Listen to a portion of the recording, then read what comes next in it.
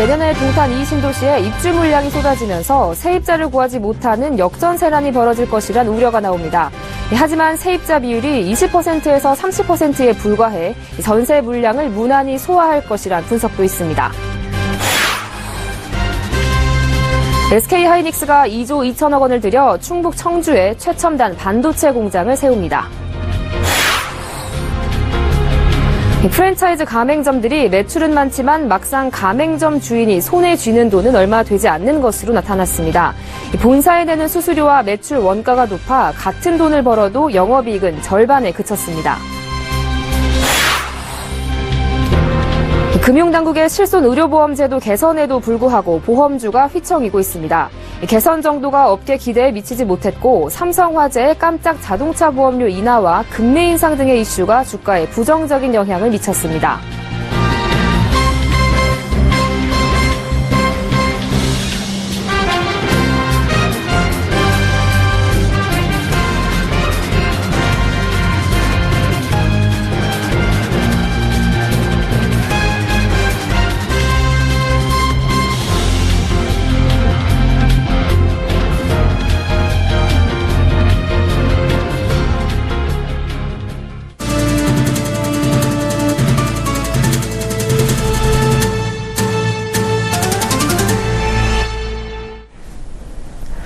여러분 안녕하십니까? 22일 목요일 생경제현장 오늘의 주요 뉴스입니다. 내년에 아파트 시장에서는 36만여 가구, 후년에는 41만여 가구가 입주를 하는데요. 예년 수준인 25만 가구를 훌쩍 뛰어넘는 입주 물량이 나오는 겁니다. 이 때문에 전셋값이 떨어지고 세입자를 구하지 못하는 역전세난이 벌어질 것이란 우려가 나오고 있는데요. 내년 12,000여 가구가 입주 예정인 화성시 동탄 2신도시 지역을 정창신 기자가 둘러봤습니다. 경기도 화성의 동탄 2신도시 남쪽 동탄 호수공원. 호수 주변에는 아파트 건설 공사가 한창입니다. 내년 입주를 시작하는 이 지역은 북동탄 전셋값보다 1억 원가량 저렴해 전세 수요가 속속 유입되는 분위기입니다. 동탄 신도시가 있는 경기도 화성에선 내년 수도권에서 가장 많은 21,574가구의 입주 물량이 쏟아집니다. 이 중 절반 이상인 11,961가구가 동탄 2신도시 입주 물량입니다. 올해 7,811가구가 입주한 것과 비교하면 1.5배 많은 물량입니다. 전세 매물이 늘어나 전세값이 급락하고 집주인들이 세입자를 구하지 못하는 역전세난 우려가 나오는 이유입니다. 하지만 지금 동탄 신도시에선 역전세난을 우려하는 분위기는 찾아보기 힘듭니다. 동탄 1, 2신도시 거주자들 다수가 삼성과 LG, 현대, 기아차 직원들로 70에서 80%는 집주인이 입주해 있고 세입자는 20에서 30%가량에 불과하다는 게 현지 부동산업소 설명입니다. 아직까지는 매수가 전세보다는 많이 유입되는 상황은 사실인 것 같습니다. 그분들의 중에서도 저는 한 70% 정도는 입주를 할 것이고 30%는 임대차로 다시 내놓을 거라고 봅니다.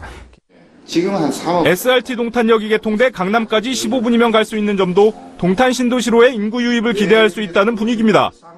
입주가 본격적으로 시작되는 내년 하반기 동탄 신도시가 전세 물량을 소화해낼지 아니면 역전세난 우려가 현실이 될지는 실입주 비율이 정확히 얼마나 되는지에 따라 판가름이 날 것으로 보입니다. 서울경제TV 정창신입니다. SK하이닉스가 2조 2천억 원을 들여 충북 청주에 최첨단 반도체 공장을 짓기로 했습니다. 급증하는 낸드 플래시 수요에 대응하기 위한 건데요. 지난해 5월 삼성전자도 대규모 반도체 투자에 나선 데 이어 낸드 플래시 시장에서 우위를 차지하기 위한 반도체 업체들의 경쟁이 치열해지고 있습니다. 박미라 기자가 보도합니다. 충청북도 청주 산업단지 테크노폴리스 내 23만 4천 제곱미터 부지. SK하이닉스가 이곳에 2조 2천억 원을 투입해 최첨단 반도체 공장을 세웁니다. 이곳에서는 3D 낸드 플래시를 주력으로 생산하게 됩니다. SK하이닉스는 다음 달 설계 착수하고 내년 8월 착공한 뒤 2019년 6월 반도체 공장 건물과 클린룸을 완공할 계획입니다. SK하이닉스가 이처럼 대규모 투자에 나선 것은 증가하는 수요 때문입니다. 최근 빅데이터와 IT 기기의 성능이 향상되는 등 정보통신기술 환경의 고도화로 메모리 반도체 수요는 지속해서 늘어나고 있습니다. 시장 조사업체 IHS에 따르면 지난해 823억 기가바이트 규모였던 낸드 플래시 시장은 2020년 5,840억 기가바이트까지 확대되는 등 연평균 성장률이 44%에 달합니다. 청주에 건설되는 신규 반도체 공장은 성장하고 있는 낸드 플래시 시장에 적극 대응하기 위한 것으로 앞으로 반도체 시장을 선도하는 SK 하이닉스의 핵심 기지가 될 것입니다. SK 하이닉스는 작년 8월 2000 M14 준공식에서 46조에 달하는 중장기 로드맵을 발표했습니다. 중국 정부와 반도체 기업들의 추격을 막아내기 위해서입니다. 중국 정부는 향후 10년간 170조 원을 반도체 산업에 투자할 계획으로 한국 반도체 산업을 위협하고 있습니다. 서울경제TV 박미라입니다. 우후죽순 늘어나고 있는 프랜차이즈 가맹점들. 얼마나 벌까요? 이 프랜차이즈 가맹점들은 매출은 많지만 이익률은 낮은 것으로 조사됐습니다. 돈을 많이 벌어도 가맹점 주인이 손에 쥐는 돈은 얼마 되지 않는 건데요. 이보경 기자가 보도합니다. 한 집 건너 한 집일 정도로 많은 프랜차이즈 치킨집과 커피 전문점. 별다른 경영 노하우 없이 창업해도 경영 위험이 적고 브랜드 파워에 따른 이익을 볼 수 있다는 점이 프랜차이즈의 장점입니다. 그렇다면 실제 수익은 어떨까? 매출은 많지만 실제 가맹점주들이 손에 쥐는 돈은 많지 않은 것으로 나타났습니다. 실제 프랜차이즈 가맹점의 매출액은 비가맹점에 비해 2.9배 많았습니다. 그러나 영업이익률은 크게 떨어졌습니다. 프랜차이즈와 프랜차이즈가 아닌 가게들의 영업이익률은 각각 12.8%와 23.3%였습니다. 같은 1,000원어치를 팔았을 때 프랜차이즈 가맹점주는 128원을 벌지만 프랜차이즈가 아닌 가게들은 233원이 남는다는 뜻입니다. 2배 가까이 영업이익이 많은 것입니다. 프랜차이즈 가맹점들의 영업이익이 적은 이유는 왜일까? 프랜차이즈 본사에 줘야 하는 수수료, 광고 선전비 등이 많고 매출 원가가 높기 때문입니다. 매출 원가 자체가 다른 비가맹점에 비해서는 가맹점들이 상당히 높기 때문에 아마 그 부분이 영향이 아마 가장 클 겁니다. 그 이야기는 원자재 자체를 굉장히 비싸게 받는다. 겉보기에 화려하고 매출액도 많은 프랜차이즈 가맹점들. 그러나 이익은 얼마 되지 않아 깊은 고민에 빠져 있습니다. 서울경제TV 이보경입니다. 금융당국의 실손의료보험제도 개선으로 보험주 주가가 오를 것이란 전망이 있었는데 실제로는 영 시원찮습니다. 개선 정도가 업계 기대에 못 미쳤기 때문인데요. 여기에 어제 삼성화재가 깜짝 자동차 보험료 인하를 발표하면서 손해보험사들의 주가가 휘청이고 있습니다. 앵커 리포트입니다. 금융당국의 실손의료보험제도 개선이 보험주에 긍정적이라는 전망과 달리 국내 손해보험사들의 주가가 내림세를 타고 있습니다. 당국의 실손보험 개선 발표가 있었던 20일 삼성화재, 동부화재, 현대해상, KB손보 등은 모두 약세를 보였습니다. 여기에 더해 어제 삼성화재가 자동차 보험료 인하를 발표하자 기관들이 물량을 쏟아내면서 삼성화재 주가는 6%나 하락했습니다. 현대해상도 8% 빠졌고 동부화재 또한 7% 급락했습니다. 오늘도 삼성화재가 보합을 기록한 것을 제외하면 대부분 손보사의 주가는 약세였습니다. 그 이유로 우선 시장에서는 금융당국의 실손보험 개선 방안이 업계의 기대에 못 미친다고 분석합니다. 업계 입장에서 이번 제도 개선으로 과잉 진료와 과잉 청구가 감소하는 점은 긍정적이지만 실손보험의 단독형 상품 판매를 의무화하는 것은 계약당 보험료 감소를 이끌 수 있고 끼어 팔기 금지로 보장형 상품 판매도 둔화될 것이란 전망입니다. 삼성화재의 깜짝 자동차 보험료 인하가 타 손해보험사로 번질 수 있다는 우려도 주가 하락을 부추겼습니다. 미국 금리 인상으로 인한 최근의 금리 상승 역시 보험사에는 우려되는 대목입니다. 새로운 회계 기준 도입으로 보험사들은 자본 확충이 시급한데 현재와 같은 금리 상승이 이어지면 보험사들이 보유한 채권값이 떨어져 자본이 감소하고 이로 인해 재무 건전성이 악화될 수 있습니다. 이렇게 되면 보험사가 가입자에게 보험금을 지급할 능력인 지급여력 비율도 떨어질 것으로 우려됩니다. 서울경제TV 정한입니다. 문을 닫는 은행 점포가 계속 늘어나면서 은행들의 부동산 처분 규모도 급증하고 있습니다. 비대면 거래가 늘어나 과거와 달리 영업점의 필요성이 떨어지고 있어 지점과 인원 감축은 앞으로 계속될 전망인데요. 올해 은행권은 실적도 좋고 주가도 승승장구하는데 이 같은 결실을 맺고도 연말을 맞은 은행원들의 마음은 싸늘하기만 합니다. 정훈규 기자가 보도합니다. 경기도 일산서구 탄현동에 위치한 KB하나은행 점포입니다. 안으로 들어가 보면 ATM 기기만 운영되고 있고 낮 시간인데도 창구 문은 닫혀 있습니다. 이곳은 주변 점포와 통폐합되면서 부동산 처분을 위해 매물로 나와 있습니다. 온라인 공매 입찰 시스템 온비드를 보면 현재 이렇게 KB하나은행이 올려놓은 물건은 11건에 달합니다. KB하나은행의 경우 지난해 합병 이후 옛 하나은행과 외환은행에 인접한 점포를 통폐합한 특수성이 있지만 영업점 축소는 전 은행권에서 지속적으로 추진되고 있습니다. 국내 은행 영업점 수는 2012년 7,700개에서 지난해 7,300개로 줄어들었습니다. 5대 시중은행만 봐도 지난해 말 5,000개가 넘었던 영업점 수는 지난달 말 4,900여 개로 감소했습니다. 문 닫은 영업점이 늘어나면서 부동산 매각 속도도 빨라지고 있습니다. 올 상반기 5대 은행의 매각 규모는 955억 원으로 지난 한 해 702억 원을 웃돌았습니다. 일할 공간과 함께 인원도 감축되고 있습니다. 직원 수가 가장 많은 국민은행은 오늘까지 지난 나흘간 10년 이상 근무한 직원들을 대상으로 희망퇴직 신청을 받았습니다. 10년의 근무연한 제한을 고려하면 사실상 대리급까지 포함된 셈입니다. 신한은행과 우리은행도 올 상반기 각각 180여 명과 170여 명의 희망퇴직을 받은 바 있습니다. 비대면 거래 증가에 따른 점포와 인원 감축, 여기에 성과주의까지 맞물려 치열한 생존 경쟁을 펼쳐야 하는 은행원들의 불안감이 커지고 있습니다. 서울경제TV 정은규입니다.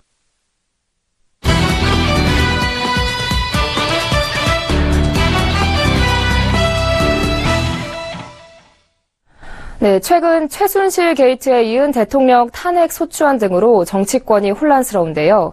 증시는 정치 테마주 탓에 혼란스럽습니다. 차기 대선 주자들과 관련한 종목들이 단기간 급등하고 있지만 정작 이들 기업의 실적을 보면 적자를 면치 못한 것으로 드러났습니다. 최근 시끌벅적한 정치 테마주와 관련해 알아보겠습니다. 금융증권부 양한나 기자 나와 있습니다. 안녕하십니까? 네, 안녕하세요. 네, 우선 이 시장에서 정치 테마주라고 부르는 종목들 어떤 게 있습니까? 네, 현재 정치권에서 차기 대선 후보로 불리고 있는 게 문재인 더불어민주당 전 대표와 반기문 유엔 사무총장, 이재명 성남시장 등이 있는데요. 이 정치인들과 조금이라도 연결고리가 있는 종목들이 테마주로 불리면서 가파른 등락을 반복하고 있습니다. 우선 문재인 전 대표의 테마주로는 우리들 제약과 우리들 휴브레인, 대성파인텍, 서희건설, AMP, 고려산업, 뉴보텍 등이 있고요. 반기문 유엔 사무총장의 테마주로는 지앤코와 광림, 성문전자, CCS, 큐로홀딩스가 있습니다. 이재명 성남시장과 관련해서는 솔리드, 한네트, 푸른기술이 있고요. 지금은 대선 불출마 선언을 했지만 그 전까지 김무성 새누리당 전 대표의 테마주로 첼시스와 디지털조선, NK 등이 있었습니다. 네, 그런데 이렇게 급등세를 보인 종목들의 실적이 좋지가 않다면서요? 네, 앞서 말씀드린 차기 대선 후보들의 테마주 종목 14개의 주가는 올해 7월부터 지난 16일까지 평균 33.27% 올랐는데요. 주가는 급등세를 보였지만 실제 이 기업들의 실적은 대부분 적자를 면치 못했습니다. 올해 1분기부터 3분기까지 순이익 기준으로 14개 종목 중 9곳이 적자를 기록했습니다. 작년 동기 대비 실적이 나아진 곳도 절반이 채 안 되는 6곳 뿐이었습니다. 개별적으로 살펴보면 올 하반기 들어 반기문 테마주는 평균 74.65%, 문재인 테마주는 65.68% 급등했습니다. 반면 대선 불출마 선언을 한 김무성 새누리당 전 대표의 테마주는 27.61% 하락했고 이재명 테마주도 7.22% 떨어졌습니다. 대표적인 사례로 재작년부터 문재인 테마주로 유명세를 탔던 우리들 휴브레인의 실적과 주가를 살펴보면요. 우리들 휴브레인은 우리들 재단의 이사장이 과거 청와대에서 고 노무현 대통령을 치료했다는 이유로 문재인 테마주가 됐는데요. 최근 몇 년간 꾸준히 영업 손실을 내면서 적자에서 헤어나오지 못하고 있습니다. 2014년과 작년 영업 손실이 각각 61억, 75억 원에 달하고요. 올해 역시 1월부터 9월까지 40억 원의 순손실을 봤지만 이와 상관없이 주가는 연초 2,430원에서 9월 15,300원으로 약 530%나 급등했습니다. 반기문의 테마주인 지앤코도 살펴보면요. 올 들어 3분기까지 42억 5천만 원의 적자를 기록했는데 하반기 반기문 총장의 대선 출마 여론이 형성되면서 주가가 무려 160 160.63% 뛰어 올랐습니다. 역시 또 반 총장 관련 테마주인 큐로홀딩스도 작년 1분기에서 3분기 순이익이 13억 8천만 원에서 올해 동기에는 62억 7천만 원의 적자로 돌아섰는데요. 대통령의 탄핵 소추안이 가결되자 주가가 48.66% 급등했습니다. 네, 이 정치 테마주는 그때그때 이슈에 따라서 주가 변동이 큰 만큼 좀 접근을 할 때 좀 주의를 해야 할 것 같은데 어떤 점 주의하면 좋을까요? 네, 물론 모든 테마주의 실적이 나쁜 것은 아니지만 테마주는 보통 시장 상황이나 실적에 관계없이 정치적 이슈나 소문만으로 급등락하는 성격을 가지고 있습니다. 이에 테마주의 특성을 악용하려는 세력도 있기 때문에 일반 투자자들은 신중하게 투자를 해야 합니다. 특히 단순한 인맥 등을 중심으로 정확한 근거 없이 테마주가 된 종목들은 공시 등을 통해 실체를 확인하고 투기 세력의 불공정 거래를 염두에 둘 필요가 있다고 금감원이 조언을 했습니다. 또 이미 주가가 급등한 종목을 추종 매수하는 것도 큰 손실을 유발할 수 있습니다. 금융당국은 특히 최근 들어 정치 테마주가 기승을 부리는 데 대응하기 위해서 급등 종목에 대한 집중 모니터링을 강화하고 시장 질서 확립 태스크포스를 구성해 무기한 운영하기로 했습니다. 네, 시장에서 급등락을 반복하며 기승을 부리고 있는 정치 테마주에 대한 신중한 접근이 필요해 보입니다. 지금까지 금융증권부 양한나 기자와 함께했습니다. 오늘 말씀 잘 들었습니다. 감사합니다.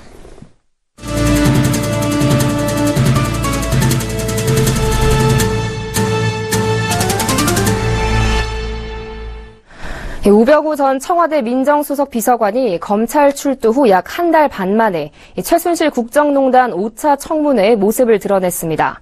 하지만 우 전 수석은 그간 다른 핵심 증인들과 마찬가지로 의원들의 입단 추궁에 송구하다는 입장 표명과 모르쇠로 일관했습니다. 특히 최순실 씨와의 관계와 가족회사 정강의 자금 유용 등 핵심 의혹들은 모두 부인했습니다. 우 전 수석은 최순실 씨를 아느냐는 질문에는 현재도 개인적으로 모르고 언론에서 봤다고 말했고 가족회사 자금 유용 의혹에 대해선 인정하지 않는다라고 답했습니다. 또 검찰 조사 도중 팔짱을 끼고 웃는 장면이 한 언론사에 의해 포착돼 논란이 됐던 부분에 대해서는 휴식 중이었고 그날 몸이 굉장히 안 좋았다며 우한이 들어 추워서 팔짱을 낀 것이라고 해명했습니다. 한편 오늘 청문회에서 우 전 수석은 박 대통령에 대해 존경을 표하기도 했습니다. 더불어민주당 안민석 의원이 박근혜 대통령을 존경하냐고 묻자 우 전 수석은 존경한다고 답했습니다. 그 이유에 대해서는 수석이 된 이후 직접 통화도 했는데 항상 하신 말씀이 국가와 국민을 위해야 한다고 했고 그 진정성을 믿었기 때문이라고 설명했습니다. 공기업과 공공기관들이 내년 사상 최대 규모인 2만여 명을 신규 채용할 예정입니다. 내년 공기업 부문에서 가장 많은 채용을 하는 곳은 한국전력공사로 일반 1,016명, 고졸 255명 등 총 1,271명을 뽑습니다. 이어 한국철도공사가 일반 873명, 고졸 218명 등 총 1,091명을 채용합니다. 세 번째로 많은 인원을 뽑는 곳은 1,050명을 뽑는 국민건강보험공단이며 이어 서울대병원과 근로복지공단 순입니다. 은행 대출금리가 하루가 다르게 뛰고 있습니다. 지난달 기준으로 시중은행에서 받는 주택담보대출 금리는 연 3%대를 훌쩍 넘었습니다. 은행연합회에 따르면 국민, KB하나, 신한, 우리농협은행 등 5대 시중은행의 11월 주택담보대출 평균 금리는 연 3.28%입니다. 이는 지난 10월과 비교하면 0.28%포인트 상승한 겁니다. 은행별로는 국민은행이 3.18%로 가장 낮고 농협은행이 3.4%로 가장 높습니다. 최근 석 달간의 주택담보대출 금리 상승세를 감안하면 다음 달에는 대부분의 은행이 3%대 중반에 진입할 전망입니다. 특히 다음 달부터 미국의 금리 인상이 주택담보대출 금리의 기준 역할을 하는 코픽스 금리에 반영되기 때문에 은행의 주택대출 평균 금리는 더 오를 가능성이 높습니다. 국내 자영업자의 20% 이상이 한 달 매출이 100만 원도 안 되는 것으로 나타났습니다.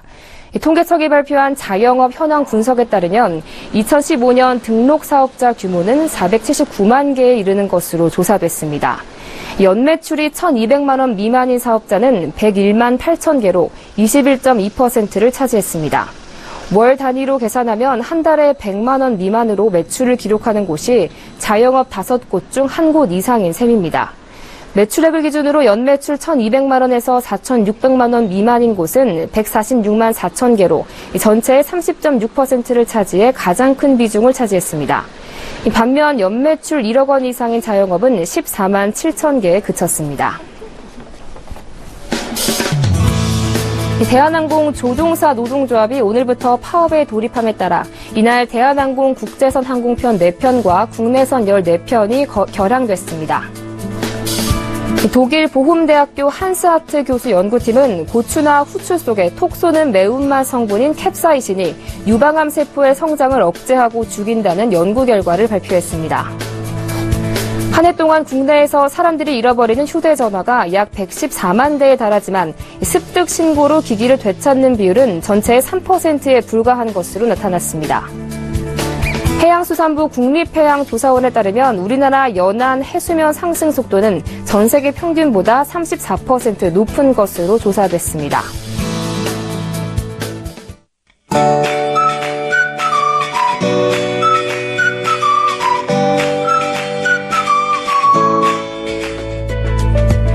안녕하세요. K웨더 라이프스타일 예보 차씨입니다. 흐린 날씨가 이어지는 가운데 비가 내리는 곳들이 많습니다. 내일까지도 대부분 지역에서 눈이나 비가 오겠는데요. 앞으로 강원도와 지리산 부근 5에서 10, 많은 곳은 20cm 이상의 눈이 오겠고요. 제주 산간과 중서부, 경북 북부와 호남 지방도 1에서 5cm의 눈이 예상됩니다. 이번 눈비는 내일 늦은 오후에서 저녁 사이 그치겠습니다. 내일은 눈비뿐만 아니라 추위에도 대비하셔야겠는데요. 찬 대륙 고기압의 영향으로 기온이 큰 폭으로 떨어지겠고요. 여기에 바람까지 강하게 불면서 몸으로 느끼는 추위는 더하겠습니다. 그럼 자세한 지역별 내일 날씨는 나절 예보를 통해서 살펴보겠습니다. 중부지방 비나 눈이 내리다 늦은 오후에서 저녁 사이 그치겠고 출퇴근길 모두 춥겠습니다. 든든한 옷차림 하시기 바랍니다. 영남 동해안의 눈비도 늦은 오후에서 저녁 사이 그치겠고요. 추운 날씨에 건강관리 유의하셔야겠습니다.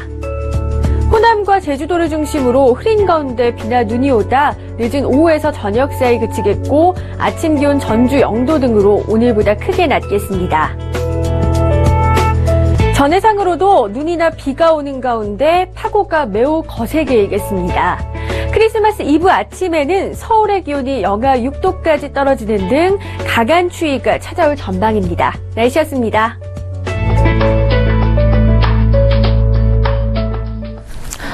네, 오늘 국민들이 큰 관심을 가지고 지켜본 5번째 청문회 역시 답답한 고구마 청문회였습니다. 뭐 때문에 우병우 수석은 그동안 그렇게 꽁꽁 숨어있던 건지 묻고 싶습니다. 어차피 모든 의혹에 대해 모르쇠와 부인으로 일관할 거였으면서 말입니다. 생경제 현장 오늘 준비한 소식 여기까지입니다. 시청해주신 여러분 고맙습니다.